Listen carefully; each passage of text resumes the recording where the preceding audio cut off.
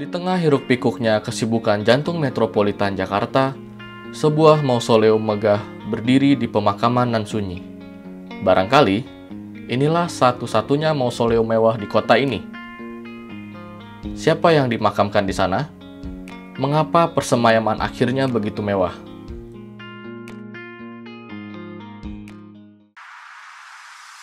Ogeko atau Ko Un-gyok ini adalah anak daripada Lieutenant Tituler Ko Cheng-ki. Lieutenant Tituler Ko Cheng-ki ini adalah seorang tuan tanah yang memiliki rumah di daerah Tambun, Bekasi, dan juga rumahnya adalah di Jalan Molen Flat West 211. Sekarang sudah menjadi Gajah Mada City Walk. Sebelumnya itu adalah disewakan kepada Kedubes LRT. Ya, jadi kalau dikatakan Ko Un-gyok ini adalah generasi Tionghoa keempat, ya. Karena kakek buyutnya itu datang ke Pulau Jawa itu sekitar tahun 1769 atau 1770. Ya, itu berasal dari provinsi Fujian di kota Longxi. Ya, sekarang kota Longxi itu sudah tidak ada karena itu dia sudah merger dengan kota Haicheng. Sekarang menjadi namanya kota Longhai. Kalau kita melihat mausoleum ini, ya mausoleum ini selesai dibangun pada tahun atau diresmikan pada tahun 1931. Ya, mausoleum ini menggunakan bahan granit import, ya. Jadi granit hitam import ya, dari Italia. Arsiteknya pun juga seorang Italia bernama G. Rasina.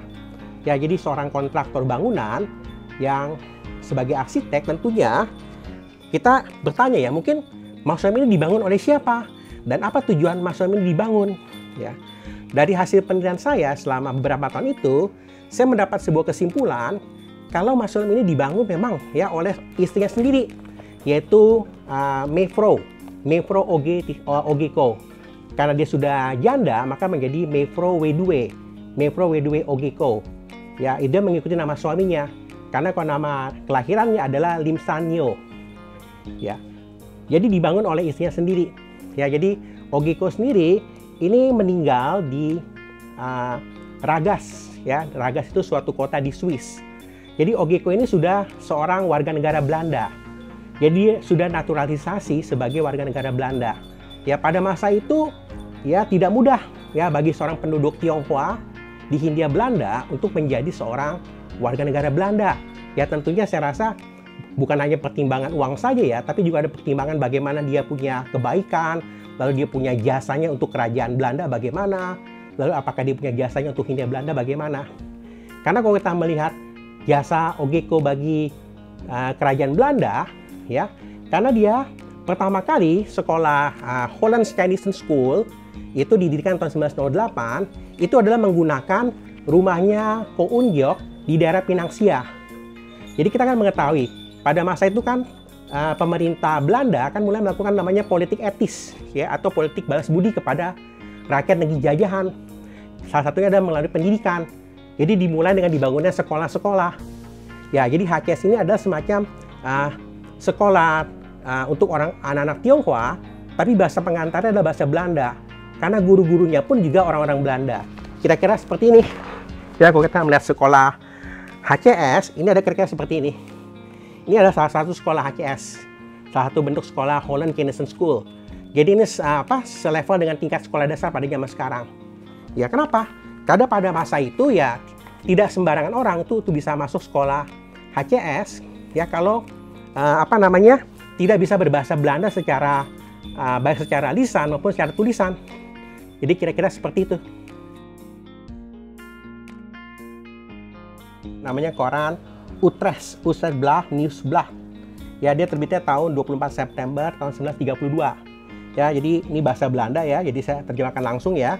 Jadi adalah mausoleum Tionghoa yang berada di Batavia. Jadi ini menghabiskan biaya kurang lebih, ini dalam bahasa Belandanya adalah 500.000 gulden. Jadi 500.000 gulden itu adalah 500.000 gulden. Jadi pada masa itu satu nilai gulden itu sama dengan separuh US dollar ya. Jadi kalau 500.000 gulden itu sama juga dengan 250.000 US dollar. Ya, kita bisa bayangkan kan, kalau 250.000 US dollar itu dikalikan dengan kurs rupiah sekarang ini, yaitu kira-kira sekitar, sekarang ini saya baca satu kurs rupiah ke dolar itu kan sekitar 14.000. Jadi kalau 250 ribu US dollar itu sekitar 3,5 miliar rupiah untuk abad 21. Jadi itu biaya yang dihabiskan oleh istrinya Ko Un-gyok, yaitu Lim San-yeol, untuk membangun mausoleum ini untuk sebagai dedikasi kepada suaminya. Hal ini sangat terjelas karena di dalam batu nisannya pun tertulis dalam bahasa Belanda itu kata hewit. Hewit itu artinya dedikasi. Jadi dipersembahkan untuk Ko Un-gyok atau ditulisnya O.G.Ko. Jadi saya bilang nih, mausoleum ini adalah suatu rasa wujud cinta kasih sayang istrinya kepada suaminya. Memang arsiteknya kan bernamakan Gerasimna. Jadi semuanya itu adalah import dari Italia. Jadi kan sesuai dengan dari keterangan Utrecht Nieuwsblad, ya. Jadi adalah marmer, kemudian kristal marmer. Oh, ini dari koran The Sumatra Post. Jadi ini ditulis, jadi head mausoleum, their family cow of Petamburan. Ya, jadi semuanya itu adalah skipping, artinya dikapalkan oleh firma Ai Marmi Italiani. Ai Marmi Italiani adalah kontraktor bangunan. Jadi barang-barang impor yang dimiliki oleh seorang pengusaha arsitek Italia bernama Gerasimna. Jadi itu totalnya ketinggian dikatakan 15 meter. Kemudian biaya pembuatan itu memakan waktu 2 tahun. Jadi adalah batu granit.